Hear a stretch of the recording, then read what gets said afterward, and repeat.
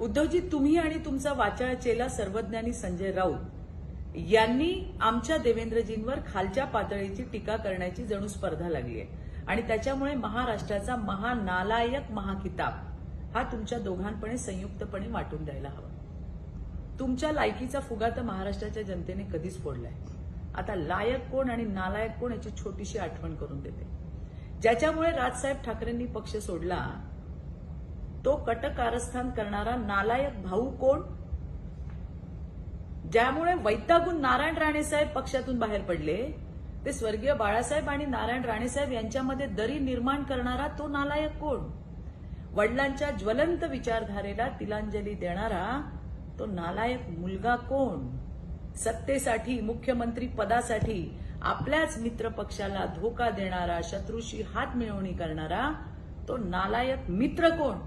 काँग्रेसला आयुष्यभर शिव्या दिल्यानंतर आता काँग्रेसच्या दरबारी दिल्लीला सोनिया दरबारामध्ये पायावरती लोळण घेणारा तो नालायक कोण?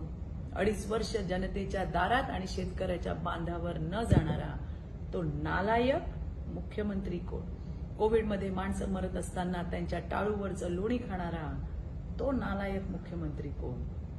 ओवेसी आपल्या मातीमध्ये येतो, औरंगजेबाच्या कबरीवरती फुलं वाहतो, त्यावेळेला शेपूट पाठीला लावून पळणारा तो पळपुटा नालायक कोण? 40 आमदार तुम्हाला सोडून गेले, 16 खासदार तुम्हाला सोडून गेले, असा नेतृत्वहीन नालायक कोण?